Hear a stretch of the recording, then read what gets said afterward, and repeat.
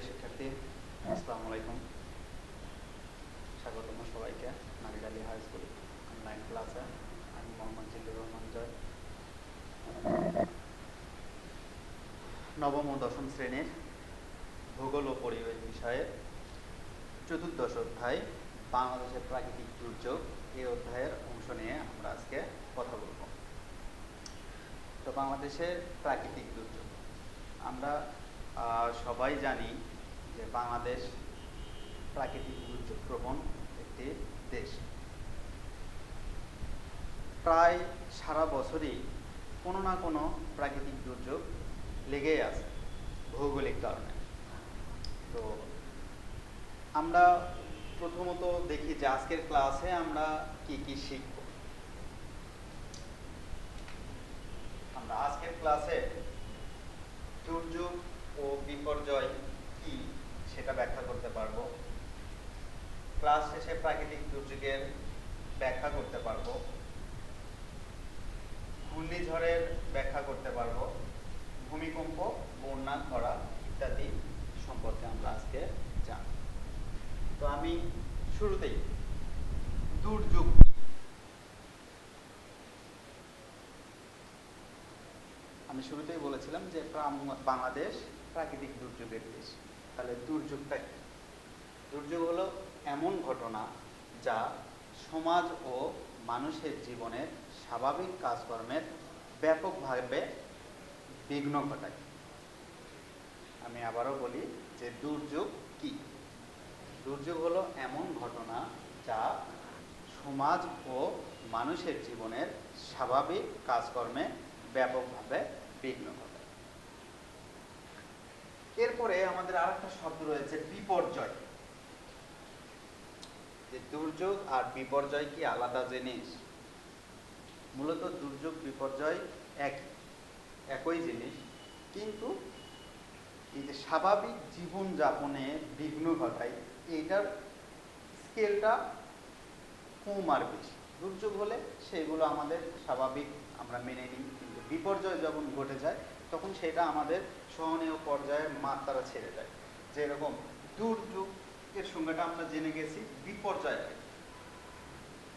বিপর্যয় বলতে কোনো আকস্মিক চরম ঘটনাকে বোঝানো হয়। আকস্মিক ও চরম ঘটনাকে বোঝানো হয়। যেরকম ভূমিকম্প হঠাৎ করে সৃষ্টি হয়েছে, সুনামি হঠাৎ করে সৃষ্টি হয়েছে, যেগুলোর পূর্বাভাস আমরা যেরকম ভূমিকম্পর কোনো পূর্বাভাস আমরা পাই না, হঠাৎ করে শুরু হয়ে যায়, যেটা আমাদের জীবনের আকস্মিক বা চরম ঘটনা। তো এই ধরনের ঘটনাগুলোকে বলা হয় বিপর্যয়। আর দুর্যোগ কয় ধরনের? দুর্যোগ দুই ধরনের, একটা হলো প্রাকৃতিক দুর্যোগ আর একটা হলো মানব সৃষ্ট দুর্যোগ। আমরা এই দুইটার ডেফিনেশন নিই যে প্রাকৃতিক দুর্যোগ কি। প্রকৃতি থেকে সৃষ্ট দুর্যোগকে প্রাকৃতিক দুর্যোগ বলে। প্রকৃতি থেকে সৃষ্ট দুর্যোগকে প্রাকৃতিক দুর্যোগ বলে, যেমন ঘূর্ণিঝড়, ভূমিকম্প, খরা, বন্যা ইত্যাদি। মানব সৃষ্ট দুর্যোগ কি? যে মানুষের সৃষ্টি দুর্যোগকে মানব সৃষ্ট দুর্যোগ, যেমন হরতাল, অবরোধ, অগ্নিকাণ্ড, মারামারি, খুন, রাহাজানি, এগুলো হলো মানব সৃষ্ট দুর্যোগ। তো আমরা মূলত আজকের ক্লাসে প্রাকৃতিক দুর্যোগের শ্রেণী বিভাজন নিয়ে আলোচনা করব, যেরকম ঘূর্ণিঝড়, ভূমিকম্প। বর্তমানে আমাদের মে মাস চলে। মে মাসে ঘূর্ণিঝড় প্রায় প্রতি বছরই দেখা যায়। মে জুন মাসে বা এপ্রিল মে মাসে প্রায় প্রতি বছরই ঘূর্ণিঝড় দেখা যায়। তাই সমসাময়িক আলোকে আমরা ঘূর্ণিঝড় নিয়ে আলোচনা করব, আর আলোচনা করব ভূমিকম্প নিয়ে। যেরকম গত 2 দিন বাংলাদেশের সিলেট অঞ্চলে টানা 5টি ভূমিকম্প, যেটা মৃদু ভূমিকম্প হয়েছে আর কি, যার কারণে আমি আজকে এই ঘূর্ণিঝড় ভূমিকম্প নিয়ে একটু বিস্তারিত আলোচনা। তো আমরা শুরুতেই চলে যাই যে ঘূর্ণিঝড় কি। আমরা ঘূর্ণিঝড়ের ডেফিনেশনটা দিই। আমরা যদি সহজভাবে ঘূর্ণিঝড়ের ডেফিনেশন নেই তাহলে এরকম হবে: ঘূর্ণিঝড় একটি সাময়িক প্রাকৃতিক দুর্যোগ। এতটুকু জানলেই হবে, ঘূর্ণিঝড় একটি সাময়িক প্রাকৃতিক দুর্যোগ। আর এই ঘূর্ণিঝড় দুই ধরনের হয়ে থাকে। একটা হলো কেন্দ্রমুখী ঘূর্ণিঝড়, আর একটা হলো কেন্দ্র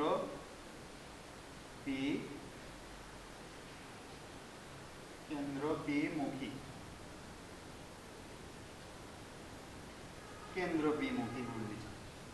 মূলত বায়ুমণ্ডলের উচ্চচাপ এবং নিম্নচাপের কারণে এই ঘূর্ণিঝড়ের ঘটনা ঘটে থাকে। তো কিভাবে এই কেন্দ্র বিমুখী আর কেন্দ্রমুখী ঘূর্ণিঝড়ের সৃষ্টি হয়ে যায় আমি সেটা একটু চিত্র দিয়ে দেখায় দিচ্ছি। যেটা একটা নির্দিষ্ট অঞ্চল, সেটা বঙ্গোপসাগরেও হইতে পারে, আটলান্টিক মহাসাগরও হইতে পারে, প্রশান্ত মহাসাগরও হইতে পারে, বা পৃথিবীর যে কোনো অঞ্চলে হইতে পারে। এটা জলভাগও হইতে পারে, স্থলভাগও হইতে পারে। তো এইটা বিশেষ একটা অঞ্চল বা নির্দিষ্ট একটা অঞ্চল কোনো কারণে সূর্যের প্রখর তাপে বা অন্য কোনো কারণে এই অঞ্চলের বায়ুমণ্ডল জলীয় বাষ্প হয়ে হালকা হয়ে উপরে উঠে চলে যায়। উপরে উঠে যাওয়ার ফলে এই এলাকায় নিম্নচাপের সৃষ্টি হয়। নিম্নচাপ বলতে এখানে বায়ু শূন্য হয়ে যায়, বায়ুর ঘাটতি দেখা দেয়। ফলে এর পার্শ্ববর্তী বিশাল অঞ্চলে বিরাজ করে উচ্চচাপ। আমি প্রথমে বলেছি এই যে এরিয়াটায় আমার সূর্যের তাপ বা অন্য কারণে বায়ু শূন্য হয়ে পড়ছে, কিন্তু পার্শ্ববর্তী অঞ্চলে আবার উচ্চচাপ রয়েছে, এখানে প্রচুর পরিমাণ বায়ু রয়েছে। তো বায়ু আমার বায়ুমণ্ডলে কোথাও প্রাচীর নেই, বাতাসকে ধরে রাখার কোনো ব্যবস্থাও নেই। সো এই যে নিম্নচাপ এলাকায় চারপাশ থেকে দ্রুত বেগে বাতাস চলে আসতে থাকে। যেহেতু এই এলাকা ঘাটতি আছে আর এলাকায় আমার অতিরিক্ত রয়েছে, তাই এই অতিরিক্ত এলাকা থেকে বা উচ্চচাপ এলাকা থেকে নিম্নচাপ এলাকায় বাতাসগুলো ঘুরতে ঘুরতে চলে আসে, যেটাকে আমরা বলি ঘূর্ণিঝড়। আর এই ধরনের ঘূর্ণিঝড়কে আমরা বলবো কেন্দ্রমুখী ঘূর্ণিঝড়। অর্থাৎ এই যে একটা কেন্দ্র, এই কেন্দ্রে আমার বায়ুর শূন্যতা দেখা দিয়েছে, নিম্নচাপের সৃষ্টি হয়েছে। এই নিম্নচাপটা ফিল আপ করার জন্য পার্শ্ববর্তী উচ্চচাপ অঞ্চল থেকে বায়ু দ্রুত বেগে ছুটে আসে, ফলে ঘূর্ণিঝড়ের সৃষ্টি হয়, যেটাকে আমরা বলি কেন্দ্রমুখী ঘূর্ণিঝড়। ঠিক এইটারই বিপরীত আমার কেন্দ্রবমুখী, যে এইটা আমার একটা অঞ্চল, এটা কেন্দ্র, কোনো কারণে এখানে উচ্চচাপ বিরাজ করে, এই পার্শ্ববর্তী অঞ্চলে নিম্নচাপ বিরাজ করছে। অর্থাৎ এই যে বিশাল এলাকা, এই বিশাল এলাকায় এবার সূর্যের তাপ বা অন্য কারণে বায়ু শূন্য হয়ে পড়েছে, আর এই এলাকাটায় আমার উচ্চচাপ, প্রচুর পরিমাণ ঠান্ডা বাতাস বা শুষ্ক বাতাস রয়েছে। এবার এই এলাকাটা ফিল আপ করার জন্য চারদিক থেকে বাতাস চারপাশে ছড়ে যায়, যার ফলে ঘূর্ণিঝড়ের সৃষ্টি হয়, যেটাকে আমরা বলবো কেন্দ্র বিমুখী ঘূর্ণিঝড়। তো বর্তমানে আমাদের কয়েকদিন আগে ঘটে গেল ঘূর্ণিঝড় ইয়াস। তো ঘূর্ণিঝড় ইয়াস এইরকম প্রক্রিয়ায় সৃষ্টি হয়েছিল, এবং এই যে নিম্নচাপ অঞ্চল, এখানে বাতাসের ঘাটতি হয়েছিল, চারপাশের অঞ্চল থেকে বাতাস এসে কয়েকদিন আমরা টানা ঝড়ো হাওয়া দেখলাম, উপকূলীয় অঞ্চলে ব্যাপক ক্ষয়ক্ষতি হয়েছে, বন্যা হয়েছে। তো ঘূর্ণিঝড় মূলত এই প্রক্রিয়ায় গঠিত হয়। তো প্রিয় শিক্ষার্থী, ঘূর্ণিঝড় নিয়ে মোটামুটি কথা বললাম। আমরা এবার চলে যাই ভূমিকম্প। যেহেতু কিছুক্ষণ আগে আমি বলেছিলাম যে গত 2 দিনে সিলেটে টানা 5 বার মৃদু ভূমিকম্প হয়েছে, যে ভূমিকম্পটা আসলে আমরা সংজ্ঞাটা নিয়ে, যে ভূমিকম্প কি। ভূমিকম্প হলো ভূপৃষ্ঠের আকস্মিক কম্পনকেই ভূমিকম্প বলে। আমি আবারও বলি, ভূপৃষ্ঠের আকস্মিক কম্পনকেই ভূমিকম্প বলে। অর্থাৎ ভূপৃষ্ঠ হঠাৎ করে কাঁপাকাঁপি শুরু করে, আর এই ধরনের কম্পনই হলো ভূমিকম্প। তো পৃথিবীর মধ্যে যতগুলো প্রাকৃতিক দুর্যোগ আছে, তার মধ্যে একমাত্র প্রাকৃতিক দুর্যোগ যে এটার কোনো পূর্বাভাস পাওয়া যায় না। আমি ঘূর্ণিঝড়ের কথা একটু আগে বলেছিলাম, ঘূর্ণিঝড় সংঘটিত হওয়ার 1 সপ্তাহ আগে থেকে আমরা বুঝতে পারি যে আসতেছে, উপকূল থেকে এত দূরে আছে, উপকূল থেকে এত কাছে আছে, এত ঘন্টা পরে, এত দিন পরে উপকূলে আঘাত হানতে পারে। তো ঘূর্ণিঝড় সম্পর্কে আমরা পূর্বাভাস পেয়ে যাই, কিন্তু ভূমিকম্প এমন এক ধরনের প্রাকৃতিক দুর্যোগ যার কোনো পূর্বাভাস পাওয়া যায় না। যার ফলে প্রাকৃতিক দুর্যোগগুলোর মধ্যে সবচেয়ে বেশি ভয়ঙ্কর এবং ক্ষতিকারক একটি দুর্যোগ হলো ভূমিকম্প, যেখানে প্রাণহানির পরিমাণ সবচেয়ে বেশি। তো মূলত বাংলাদেশের মধ্য অঞ্চল, সমগ্র বাংলাদেশকে 3টি ভূমিকম্প অঞ্চলে বিভক্ত করা হয়েছে। মধ্য অঞ্চলে প্রলয়ঙ্কারী, আমার পূর্ব অঞ্চলে মৃদ এবং উত্তর অঞ্চল এবং দেশের পশ্চিম অঞ্চলটা কম ভূমিকম্প প্রবণ এলাকা। তো ভূমিকম্প কম্পনটা আসলে বিভিন্ন কারণে হতে পারে।